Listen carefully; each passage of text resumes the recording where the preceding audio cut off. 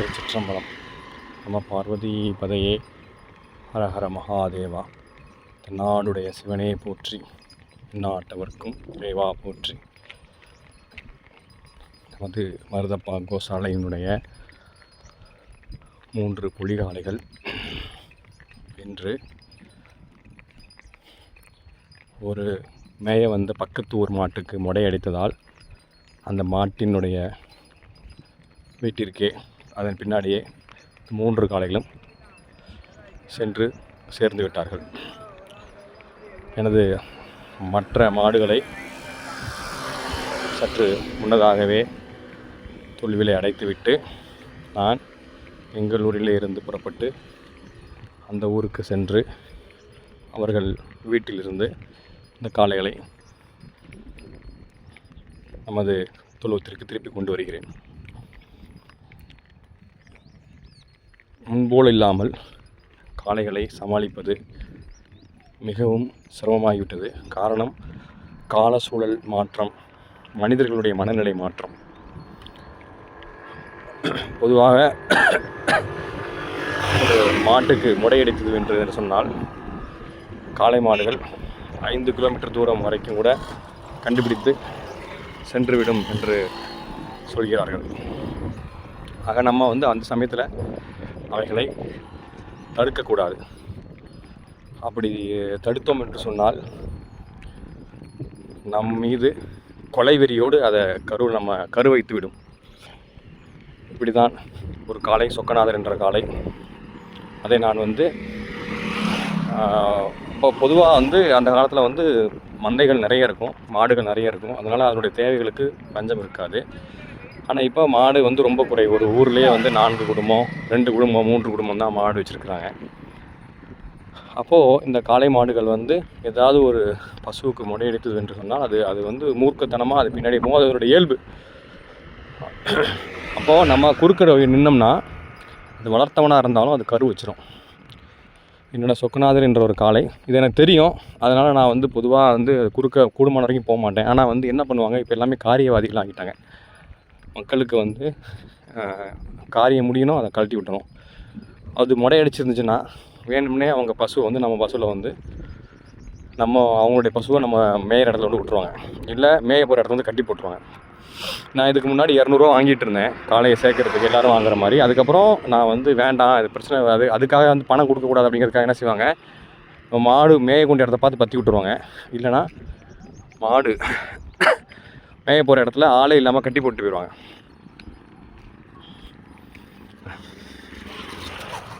அப்போது என்ன செய்யும், இந்த ஒரு மாட்டினால் நம்மளுடைய ஒட்டுமொத்த மந்தையும் பாதிக்கப்படும். இது அந்த பசுவை விட்டுட்டு வராது. அப்போ நம்ம இந்த மாடையும் பார்க்கணும், மற்ற மாடையும் பார்க்கணும். அப்புறம் சில பேர் என்ன செய்வாங்க அப்படின்னா, இது மாடு முடையடிச்சிச்சுன்னா பின்னாடியே போயிடும். அப்படி போகும்போது அவங்க வீட்டுக்கு போனால் நம்ம என்ன சொல்லுவோம், இது ஒன்றுமே செய்யாது, நம்மளால ஆளெல்லாம் முட்டாது, நீங்கள் பேசாமல் இந்த மாடை உங்கள் மாடை கட்டி போட்டுருங்க, இது கட்டி கூட போட வேணாம், உங்கள் தொழில் இருக்கட்டும், அது அந்த ஹீட்டிங் பீரியட்னு சொல்லுவாங்களே, அது முடிஞ்சதுக்கப்புறம் தானாக வெளில வந்துடும் அப்படின்னு சொன்னால் அதை கேட்க மாட்டாங்க. காரியம் முடிஞ்ச உடனே மாடு சேர்ந்துச்சுன்னா உறுதிப்படுத்திட்டு நம்ம காலையை வெளியில் அடித்து பற்றிடுவாங்க. அப்போ என்ன செய்யும், இந்த மாடு காலை வெளியில் வந்துட்டு திடீர்னு அதை பிரித்தோம்னா வெளியில் வேறு எங்கேயாவது வயலுக்கு போகிறது, இல்லை வேறு ஏதாவது ஒரு காளை மாடு, பசு மாடு வெளியில் இருந்தால் அதை போய் சண்டை போடுறது, அதோட சண்டித்தனத்தை காமிக்கிறது. இது மாதிரி பல பிரச்சனைகள் பல பேர்கிட்ட சண்டை போடாச்சு. அப்போ காளை மாடு அப்படின்னா அது அப்படி தான் இருக்கும். அது நம்ம அதை புரிஞ்சுக்கிட்டு இப்போ சில பேர் நான் என்ன செஞ்சோன்னா, சில பேர்கிட்ட நல்லா புரிந்தவர்கள் இருப்பாங்க. அவங்க மாடு முடையடிச்சுன்னா நம்ம வீட்டுக்கே நம்ம காளையை கயிறோட கூட்டிகிட்டு போவாங்க. அவங்க வீட்டிலையே சேர்த்துக்குவாங்க. அவங்க வீட்டிலே தான் இருக்கும் நம்ம காளை. ஒரு நாள் 2 நாள் இருந்து அதுக்கப்புறம் வரும். அப்படி சில புரிந்தவர்கள் இருக்கிறாங்க. நான் அவங்க 1-2 பேர் தான். நிறைய பேர் என்ன செய்கிறாங்க, மாடு சேரணும், காளையோட சேரணும், சேர்ந்த உடனே நம்ம காளையை அடித்து பத்துறது. அப்போ அது திக்கு தெரியாமல், திசை தெரியாமல், வேறு எங்கேயாவது திக்கு தெரியாமல் திசை தெரியாமல் சொல்ல முடியாது. அந்த போதையில் அந்த பசுமாடு அதுக்கு நல்லா திசையெல்லாம் தெரியும். அந்த பசுமாட்டு போதையில் இங்கேயும் அங்கேயும் போய் அந்த பயிரை மேய்கிறது, இல்லை அடுத்த காலை இன்னும் சண்டை போடுறது, இது மாதிரி நிறைய பிரச்சனைகள் சந்திச்சாச்சு.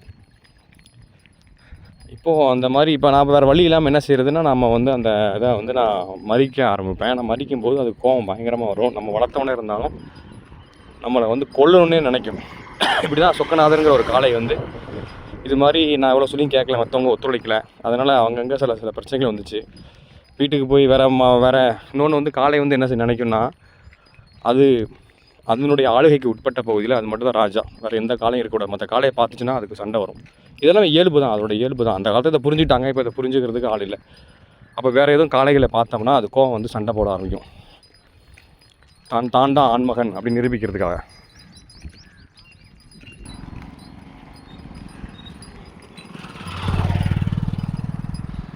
அப்போது இதனால் பல பிரச்சனை வந்து நானும் வேறு வழியே இல்லாமல் அது எனக்கு அபாயம்னு தெரியும், இருந்தாலும் அந்த காளைகளை வந்து மறிக்க ஆரம்பிச்சிட்டேன்.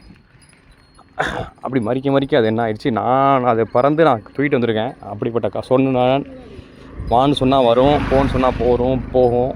அவ்வளோ வண்டி மாட்டுக்கு நான் ஒத்தியில் அதை வசக்கியிருக்கேன். அப்படிப்பட்ட காளை நான் அது மாதிரி 2 முறையாக மறிக்கவும் என் மேலே கொலை வெறி வச்சுட்டு என்ன செஞ்சிச்சுன்னா, என்னை எப்படா கொல்லணுன்னு இருந்திருக்கு உண்மையிலே.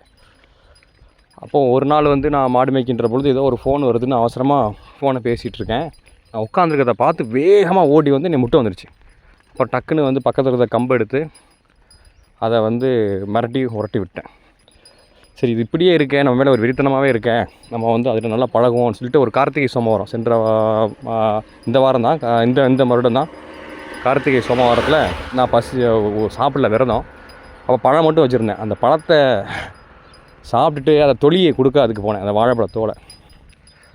அதுவும் அப்படியே பவ்யமாக சாப்பிட்ற மாதிரி வந்து பக்கத்துலேயே அது வாழைப்பழத்தை திங்கிற அந்த தொலியை திங்கிற மாதிரி வந்து என் பக்கத்தில் வந்து என்னை முட்டி தூக்கி வீசிட்டு 2 தடவை. எனக்கு சரியான ஒரு காயம். ஆனால் அது வந்து பாருங்கள், எந்த அளவுக்கு அதுக்கு ஒரு கொலவெறி இருந்துச்சுன்னா, முட்டுற மாதிரியே வரல. முட்டுற மாதிரி இருந்தால் கூட நான் கையில் அப்பயும் கம்பை வச்சுருந்தா இருந்தேன். அப்பயும் கம்பை வந்து நம்ம இடது கையில் வந்து மாட்டுக்கு கொடுக்கக்கூடாதுன்னு சொல்லிட்டு, அதுவும் நான் வந்து பழத்தை தின்னுட்டு தோலை கொடுத்தோம்னா எச்சி ஆயிரும். அதனால் பழத்தை வந்து உரிச்சு வச்சுட்டு பழத்தை திங்காமல், ஏன்னா எனக்கு பயங்கர பசி இருந்தது அந்த அன்னைக்கு ஃபுல்லாக மேய்ச்சலில். அந்த பழத்தை வச்சு மட்டும் தான் 2 பழத்தை வச்சு மட்டும் தான் நான் இருக்கணும். அப்போ வந்து அந்த பழத்தை திங்காமல் பழத்தை அந்த கையில் வச்சுட்டு கம்பை வந்து இடது கையில் மாற்றிட்டு வலது கையில் அதுக்கு வந்து நான் அந்த தோலை கொடுக்குறேன். பழம்னா சாப்பிடல. இது வந்து அந்த தோலை வந்து சாப்பிட்ற மாதிரியே வந்துட்டு அப்படி அது முட்டுற மாதிரி தான் நான் கொஞ்சம் அலர்ட் ஆகிருப்பேன். சாப்பிட்ற மாதிரி வந்து பக்கத்தில் வந்து நீ தூக்கி வீசிச்சு பாருங்கள். அப்பா, அப்போ புரிஞ்சிச்சு அது வந்து எந்த அளவுக்கு வந்து அது வந்து ஒரு கொலை வெறி வச்சுருக்கேன். ஏன்னா அது தப்பு சொல்ல முடியாது, ஏன்னா அது அதோடைய சுவாபம். நம்ம போய் அந்த சுவாபத்தை குறுக்க மனுஷனும் அப்படி தானே, அதனுடைய இன்பத்துக்கு குறுக்க நம்ம போய் நிற்கக்கூடாது. அதிலிருந்து அப்போ தான் புரிஞ்சிச்சு, அந்த மாடு வந்து என்றைக்கு நீ கொல்லணுன்னே இருந்திருக்கு. உண்மையிலே இவனை கொன்று காலி பண்ணணும் அப்படின்னே இருந்திருக்கு. நான் அதனால் அதை வந்து நம்ம என்ன செய்ய முடியாது, வெளியில் அனுப்ப முடியாது. அதனால் நானும் ரொம்ப உயிர் பயத்தோடு கொஞ்ச நாள் இருந்தேன். அப்புறம் அதுக்கப்புறம் ஒரு நல்ல இடம் கிடச்சிச்சு. அதாவது அந்த காளையை வந்து இப்போ நான் வந்து காசு இல்லாமல் தான் கொடுத்துருக்கேன். இன்னொரு சிக்கல் வந்து என்னென்னா, இப்போ யாருமே காளை மாடை வளர்ப்பது கிடையாது. கோதானம் பெறுகிறவர்கள் கூட எனக்கு வந்து காளைங்கன்று இருந்தால் கொடுக்காதீங்க, பசு கன்றுக்குட்டி வந்து கிடாரி தான் இருக்கணும். ஏன்னா அதில் நடைமுறை சிக்கல் இருக்குது. ஆனால் இப்படியே இருந்து நம்ம அந்த இனத்தை வந்து ஆண் இனமே இல்லாமல் பெண் இனம் மட்டும் எப்படி இருக்க முடியும்? அப்படி இருந்துச்சுன்னா எப்படி நம்மளுடைய அடுத்த சந்ததி வளரும், பெருகும் அப்படிங்கிறது தெரில. அதே சமயத்தில் காளைகளை வந்து பசுமாடே முதல்ல யாரும் வளர்க்குறதில்ல, அதுலேயும் நாட்டு பசுவை யாரும் வளர்க்குறது. அது காளை சுத்தமாக இந்த மாதிரியான நடைமுறை சிக்கல்கள் நிறைய இருப்பதனால யாரும் காளை மாடை வளர்ப்பதில்லை. அப்போ இது வரைக்கும் நான் வந்து ஒரு 3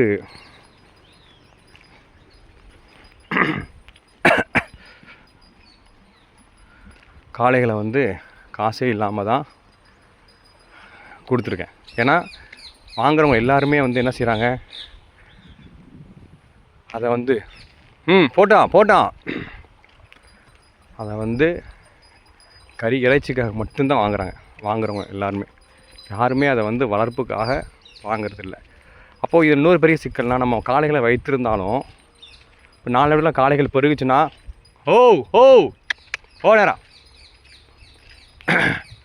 காளைகள் பெருகுச்சுன்னா நம்ம வந்து அதை வந்து நம்ம இடம் மாற்றி கொடுக்க வேண்டிய சூழல். ஏன்னா ஒரு பசுக்கு முடை அடிச்சிச்சுன்னா பாருங்கள் 3 காளை அவங்க வீட்டுக்கு போயிடுச்சுன்னா அவங்க என்ன பண்ணுவாங்க பாவம்.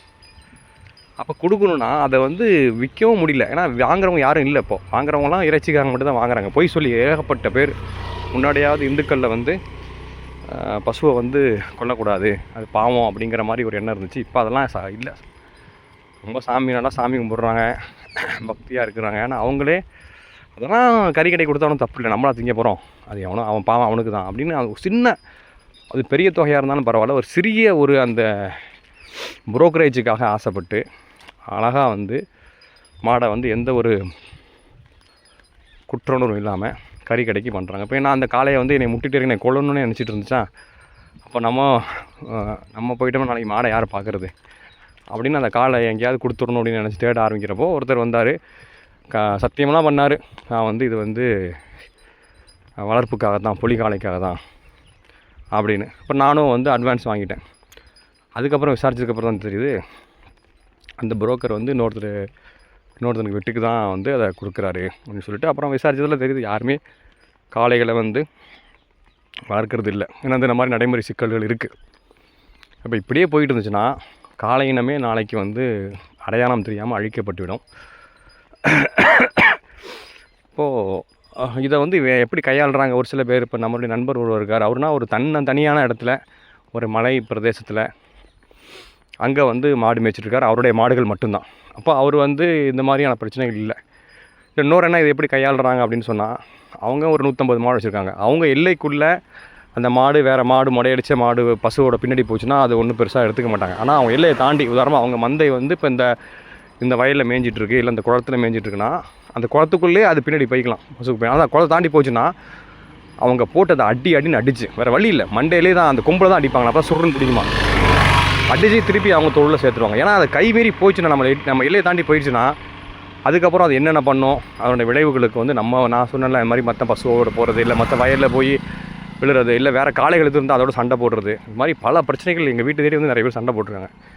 இது மாதிரியான ஒரு சவால்கள்லாம் இருக்குது. ஆனால் அப்படி நம்ம அடித்தாலுமே நம்ம ரொம்ப கவனமாக இருக்கணும். அதுக்கு கொலை வெறி வரும், நம்ம எந்த நேரம் வேணால் அதை தாக்கலாம். ஆனால் இதெல்லாம் நான் வந்து காளையை குறை சொல்லணும் அது வந்து அப்படின்லாம் சொல்ல, இது அதோட இயல்பு. அந்த காலத்தில் இது மாதிரியான பிரச்சனைகள் இல்லை, மக்கள் புரிஞ்சுக்கிட்டாங்க. இப்போ மக்களோட மனநிலை ரொம்ப மாறிடுச்சு. குறிப்பாக காரியம் முடிஞ்சோடனே கழட்டி விடணும். நமக்கு வந்து பலன் தான் தேவை, அதோட சோர்ஸ் பற்றி தேவையில்லை. காளை வந்து பசு வந்து பெருகணும், அதுக்கு காளை மாடு வேணும். ஆனால் அதை காரியம் முடிஞ்சோடனே கழட்டி விட்டுறணும், இல்லைன்னா ஊசி போடணும். இப்படி மக்கள் மனநிலை ரொம்ப மாறுறதுனால இந்த காளை மாடுகள் வந்து வளர்ப்பு வந்து ரொம்ப ஒரு உயிரை வந்து பணைய வைத்து செய்யக்கூடிய ஒரு செயலாக இருக்குது. இப்போ பாருங்கள், என்னோடய மாடுகள் அனைத்தையும் நான் 1 மணி நேரம் இதுக்காக முன்னே இந்த 3 காளைக்காக சீக்கிரம் அடைச்சி பக்கத்து ஊர் வரைக்கும் போய் திருப்பி அங்கேருந்து இதை பற்றி கொண்டு வரேன். இப்போ நான் இது பத்தா விட்டுட்டோம்னா அவங்க என்ன செஞ்சுருவாங்க, அந்த கதவை வந்து அடைச்சிட்டு பதுவாக வெளில பற்றி விட்ருவாங்க, காலை வெளில பற்றி விட்ருவாங்க. இது வந்து இந்த பசுமாட்டு போதையில் அங்கே இங்கேன்னு திரிஞ்சு அலைஞ்சு எங்கேயாவது வயலில் போய், ஏன்னா அது இன்றைக்கி ஃபுல்லாக அது மேய்ஞ்சிருக்காது, அந்த பசு பின்னாடியே சுற்றி இருக்கும், தண்ணியும் கூட குடிச்சிருக்காது. அப்போ வேறு எங்கே தண்ணி இருக்கும், எங்கே மேயலான்னு பார்த்துட்டு பக்கத்தில் வேறு எதுவும் போகிற வழியில் எதுவும் காலை இருந்துச்சுன்னா, இல்லை மாட்டு வண்டி இருந்துச்சுன்னா அதோட போய் சண்டை போடுறது, அப்படி இது மாதிரி பண்ணும். அதனால் இந்த காளைகள் வளர்ப்புங்கிறது ரொம்ப ஒரு உயிரை விற்கக்கூடிய ஒரு சூழலில், ஒவ்வொரு நாளும் ஒரு போர்க்களமான ஒரு சூழலை தான் இதை செஞ்சிட்ருக்கோம். அந்த புரிந்து கொள்பவர்களும் இல்லை. மாடு வச்சுருக்கவங்களே இதை புரிஞ்சிக்க மாட்டேங்கிறாங்க, அப்புறம் மற்றவங்க எப்படி புரிஞ்சுக்குவாங்க. இருந்தாலும் விடக்கூடாது, நம்மளால் முடிஞ்ச வரைக்கும் இதை இழுத்துட்டு பிடிச்சி போவோம் அப்படிங்கிறதுக்காக இதை செய்துட்ருக்கோம். இதை பற்றி உங்களுடைய கருத்துக்கள் இருந்தால் தெரியப்படுத்தவும். நன்றி.